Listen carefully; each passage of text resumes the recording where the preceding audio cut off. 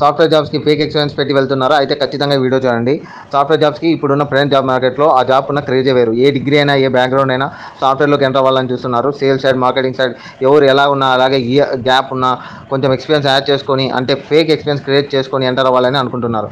ఇప్పుడున్న సిచ్యువేషన్లో మరి ఫేక్ ఎక్స్పీరియన్స్ అనేది వర్కౌట్ అవుతుందా అంటే ఖచ్చితంగా అవుతుందని నేను చెప్తాను. ఏమంటే కొన్ని జాగ్రత్తలు అయితే తీసుకోవాలి. అవి వన్ బై వన్ మీకు చెప్తాను.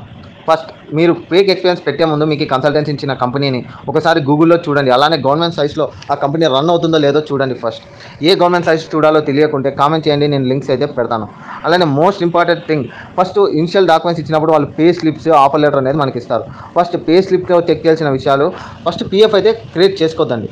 పీఎఫ్ అనేది క్రియేట్ అయితే చేసుకోవద్దండి. ఎందుకంటే ఈ పీఎఫ్ క్రియేట్ చేసుకున్నారంటే మీ ఎంటైర్ కెరియర్లో ఆ పీఎఫ్ హిస్టరీ అనేది మీ ఈపీఎఫ్ అకౌంట్లో కనిపిస్తూనే ఉంటుంది. ఒకవేళ మీరు జాబ్ 1 year తర్వాత మారాలి అనుకుంటే ఇప్పుడు పెట్టిన ఫేక్ కంపెనీని కూడా మీరు ఎక్స్పీరియన్స్లో చూపించాల్సి వస్తుంది. ఎందుకంటే కంపెనీస్ మస్ట్ అండ్ షుడ్ ఇప్పుడు పీఎఫ్ అనేది చెక్ చేస్తున్నాయి.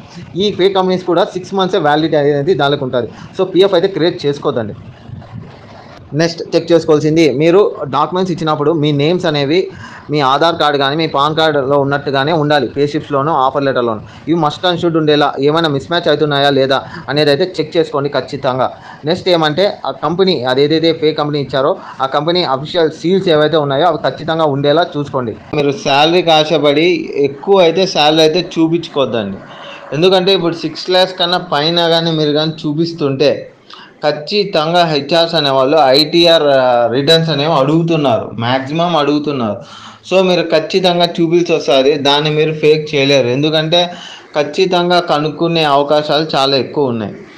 అందులోనూ మీరు ఎక్కువ శాలరీ చూపించుకుంటే హెచ్ఆర్లు కూడా మిమ్మల్ని తీసుకోవాలి అనే డౌట్లోనే వాళ్ళు ఉంటారు. సో మీరు 30 to 40K శాలరీని మాత్రమే పెట్టుకోండి. ఆఫ్టర్ మీరు జాయిన్ అయిన తర్వాత వితిన్ 6 to 12 monthsలో మీరు ఎలాగో షిఫ్ట్ కొట్టాలని చూస్తారు. కాబట్టి ఒకవేళ మీరు కంపెనీకి ఇంటర్వ్యూస్ అటెండ్ అయినప్పుడు ఏమైనా ఆఫర్ లెటర్ వస్తే ఈ ఆఫర్ లెటర్ని మీరు కంపెనీకి ఇస్తే వాళ్ళు మీకు సేమ్ హైక్ ఇచ్చే అవకాశాలు చాలా ఉన్నాయి. సో మీరు మాత్రం ఖచ్చితంగా 30 to 40K ఇన్ బిట్వీన్ శాలరీనే పెట్టుకోండి. మీరు maximum 1 to 5 years experience fake పెడతారు కాబట్టి ఇంతే శాలరీనే పెట్టుకోండి. హెచ్ఆర్లు కూడా మీ సైడ్ కన్సర్న్ కూడా చూపిస్తారు, ఇది కూడా మీకు అడ్వాంటేజ్ అవుతుంది. మీరు ఒక 6 months బ్యాంక్ స్టేట్మెంట్స్ అయితే రెడీ చేసి పెట్టుకోండి. ఎందుకంటే ఒకవేళ ఇప్పుడు కంపెనీ హెచ్ఆర్స్ అనేవాళ్ళు ఎలా ఉంటారంటే వాళ్ళకి కొంచెం డౌట్ వస్తే బ్యాంక్ స్టేట్మెంట్స్ పంపించమని అడుగుతారు. మీరు వెంటనే 6 months బ్యాంక్ స్టేట్మెంట్స్ వితిన్ 1 hourలో పంపించారు అంటే ఆ డౌట్స్ అనేవి కొంచెం తగ్గుతాయి. మీరు అలానే డిలే చేస్తారంటే వాళ్ళకు కూడా మీ కంపెనీ డీటెయిల్స్ మీద ఎక్కువ ఫోకస్ చేయడం, మీ మీద ఎక్కువ ఫోకస్ చేయడం అనేది జరుగుతాయి. ముఖ్యంగా ఎంఎన్సీస్లో ఇట్లాంటివి జరుగుతాయి.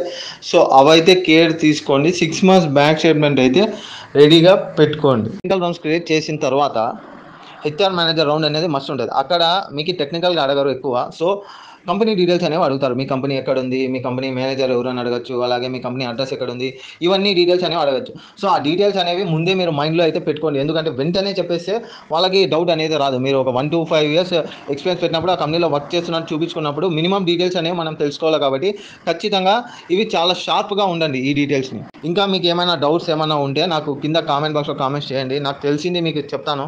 ఎందుకంటే నేను కూడా ఫేక్ పెట్టిపోయినా కాబట్టి నాకు తెలుసు ఎలా ఉంటాయి మీ బాధలు అనేటివి. సో మీకు నేను ఎక్స్ప్లెయిన్ చేయగలను.